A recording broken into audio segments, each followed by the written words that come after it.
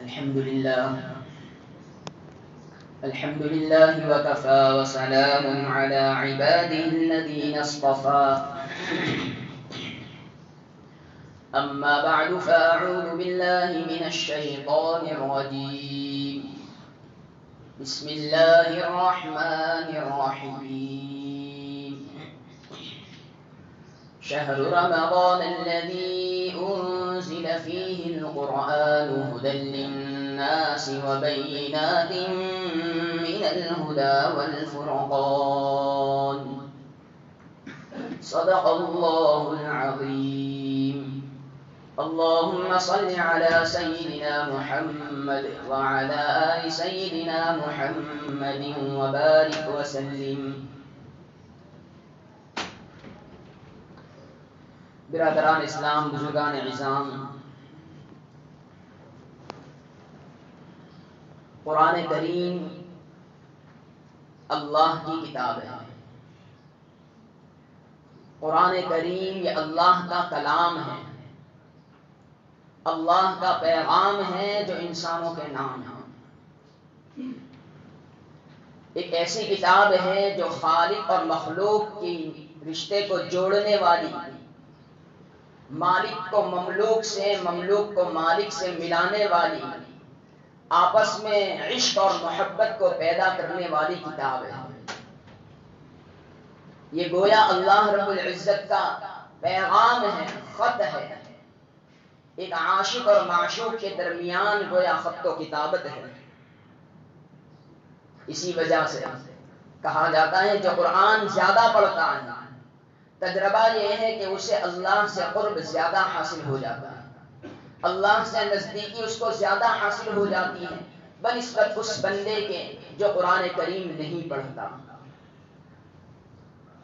تو یہ ایسی عظیم اور رفیع المکان اور عظیم مرتبے رکھنے والی کتاب قرآن کریم، اس کا تعلق ہے ایک خاص اور گہرا رمضان المبارک سے. اس لیے کہ رمضان ہی وہ مبارک مہینہ ہے جس میں قرآن کریم کو بیک وقت لوح محفوظ سے آسمان دنیا پر نازل کیا گیا. شہر رمضان الذی انزل فیہ القرآن، رمضان ہی کا مہینہ. بلکہ ہر آسمانی کتاب، اکثر و بیشتر آسمانی کتابیں رمضان ہی میں نازل ہوئی ہیں. گویا یہ آسمانی پیغام کے ساتھ خاص تعلق رکھنے والا مہینہ ہے، اور آسمانی پیغام قرآن کریم بھی ہے. تو قرآن کریم اور رمضان کریم دونوں کا گہرا آپس میں تعلق ہے.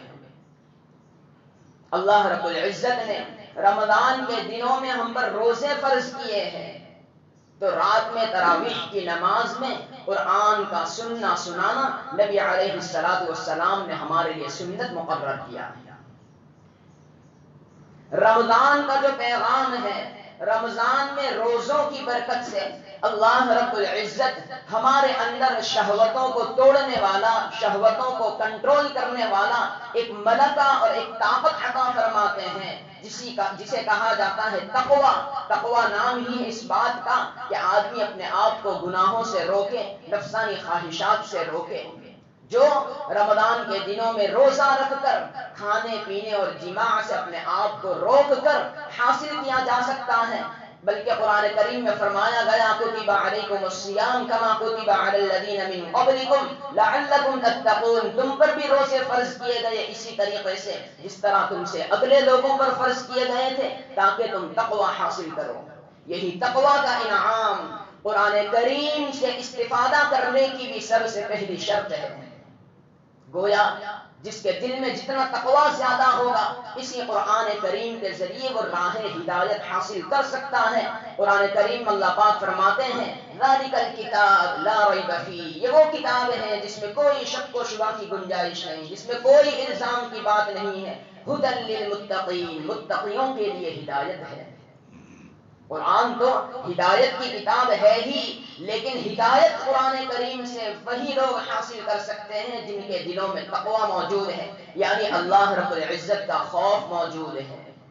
نفسانی خواہشات سے بچنا اور گناہوں سے بچنا جن کا ملکہ بن گیا ہے، جن کی طبیعت ہو چکی ہے، جو اپنے آپ کو ان برے کاموں سے بچاتے ہیں تقوی والی زندگی گزارتے ہیں، تو ایسے متقی حضرات اس قرآن کریم جو اللہ کی کتاب ہے، راہ ہدایت جو دکھلانے والی کتاب ہے، اس سے کما حقہ ہدایت حاصل کر سکتے ہیں۔ تو یہ جو تقوی رمضان کے روزوں سے حاصل ہوتا ہے، وہ تقوی ہی شرط ہے قرآن کریم کو کتاب ہدایت اپنے لیے بنانے کے لیے۔ تو یہ آپس میں گہرا تعلق ہے۔ اللہ رب العزت ہم سب کو بات سمجھا دیں، قرآن کریم کی عظمت سمجھا دیں، قرآن کریم سے ہم سب کو سچا والہانہ عشق اور محبت دے دیں، تاکہ ہم بھی اس رمضان جو خصوصیت سے قرآن کا مہینہ، روزوں کا مہینہ ہے، اس میں زیادہ سے زیادہ قرآن پڑھیں۔ آج تک کئی دن ہو چکے ہیں، لیکن ہم اپنے اپنے گریبان میں جھانکیں اور دیکھیں کہ اس خاص رمضان جو قرآن کا مہینہ ہے، اس میں ہم نے قرآن کریم کی کتنی قدردانی کی اور کتنے پارے پڑھے ہیں۔ ہم سب اپنے آپ کو ٹٹولیں اور یہ سوچیں کہ کیا میں نے پورے 23-24 دن میں ایک پاؤ پارا بھی قرآن کی تلاوت کیا ہے؟ ہم خود اپنے بارے میں سوچیں۔ اور اگر رمضان کے علاوہ پاؤ پارا پڑھتا تھا تو کیا رمضان کے اندر دن کا ایک پارا میں نے پڑھا ہے؟ اور اگر رمضان کے علاوہ ایک پارا میں پڑھتا تھا تو کیا رمضان کے اندر 3 پارے میں نے روزانہ پڑھے ہیں؟ ہم سب اپنے آپ کو جھانکیں، اپنے گریبان میں جھانکیں اور فیصلہ کریں، اپنے نفس سے باتیں کریں۔ رمضان کا حال تو یہ ہوتا ہے کہ حفاظ جن کو کئی پارے پڑھنا چاہیے، وہ بھی بیچارے اپنی اپنی تراویح کی تیاری کر کے بیٹھے رہتے ہیں، اس کے علاوہ اور کچھ پڑھتے ہی نہیں۔ تو پھر عوام کا کیا حال ہوگا؟ اللہ رب العزت ہم سب کو قرآن سے عشق عطا فرمائے، قرآن کی دولت دی ہے، قرآن پڑھتے آتا ہے تو قرآن کو بار بار پڑھنا نصیب کریں۔ قرآن کی دولت دی ہے، قرآن کا حافظ بنایا ہے اللہ پاک نے، تو ہمیں بار بار اور زیادہ سے زیادہ قرآن پڑھنے کی توفیق عطا فرمائے۔ رمضان جب آتا تھا، نبی علیہ السلام کی تلاوت بھی بڑھ جاتی تھی۔ اللہ کے نبی صلی اللہ علیہ وسلم جبرائیل امین کے ساتھ دور فرماتے تھے، اور جس سال انتقال ہونا مقدر تھا، دنیا سے رخصت ہونا مقدر تھا، اس سال 2 مرتبہ دور کیے تھے۔ بلکہ اللہ کے نبی صلی اللہ علیہ وسلم تراویح کے لیے ایک مرتبہ مسجد میں تشریف لائے، دوسرے دن بھیڑ ہو گئی۔ اللہ کے نبی نے اس خوف سے کہ کہیں امت پر تراویح اور قرآن واجب نہ ہو جائے، اپنے گھر ہی میں تیسرے اور چوتھے دن تراویح پڑھی۔ لیکن صحابہ میں وہی انداز تھا، صحابہ میں وہی شوق اور ولولہ تھا قرآن کریم پڑھنے کا، بلکہ صحابہ کے بعد تابعین عظام کا بھی یہی مرحلہ تھا، ان کا بھی یہی شوق اور ولولہ تھا۔ ایک دن میں ایک قرآن کریم ختم کیا کرتے تھے۔ امام مالک رحمۃ اللہ علیہ جو موطا کے مصنف ہیں، مؤلف ہیں، حدیث کی کتابیں پڑھتے تھے، فقہ کے مسائل بتلاتے تھے، فقیہ بھی تھے، محدث بھی تھے۔ جب رمضان مبارک آتا تھا، اپنا سارا مشغلہ چھوڑ دیتے تھے اور قرآن کریم کی تلاوت میں اپنے آپ کو ہماتن مشغول کر لیتے تھے۔ ہم سب کے امام ابو حنیفہ رحمۃ اللہ علیہ دن میں، رمضان کے دنوں میں دن میں ایک قرآن کریم ختم کرتے، رمضان کی راتوں میں ایک قرآن کریم ختم کرتے، اور تراویح میں ایک قرآن کریم ختم کرتے۔ پورے مہینے میں یوں 61 قرآن کریم ختم کرتے تھے۔ یہ ہمارے اسلاف تھے، ہمارے اسلاف سے یہ ہمیں میراث ملی تھی، یہ ہمیں طریقہ ملا تھا، یہ قرآن کریم کی زیادہ تلاوت کرنے کی ترغیب ملی تھی۔ لیکن آج ہم نے ہمارے ان اسلاف کی میراث کو بھلا دیا ہے، بھلا دی ہم نے جو اسلاف سے میراث پائی تھی۔ سریا سے زمین پر آسمان نے ہم کو دے مارا، یعنی ہماری عظمت رفتہ تو پرانے زمانے میں کہاں بلند و بالا تھی، آسمان تک تھی، ہماری عظمت بلند تھی، لیکن آج ہم تاریخ قرآن ہو گئے، ہماری عظمت کو آسمان نے گویا خاک میں ملا دیا، زمین میں مٹی میں ملا دیا، گھڑے میں اتار دیا۔ اللہ رب العزت ہم سب کو صحیح سمجھ عطا فرمائے۔ وہ ایک شعر اور یاد آ رہا تھا، مناسب نہیں ہے بتلانا، کہنا وقت ہو جائے گا، لیکن ہم یہ سوچیں سمجھیں کہ ہم نے آج تک قرآن کتنا پڑھا ہے۔ اگر پڑھتے نہیں آتا تو یہ کوئی بہانہ نہیں ہے کہ مجھے پڑھتے نہیں آتا، میں نہیں پڑھ سکتا۔ اگر پڑھتے نہیں آتا، آپ کی عمر 40 سال ہو گئی، تو آج تک کیا کیا؟ کیوں قرآن نہیں سیکھا تاکہ رمضان میں پڑھ سکیں؟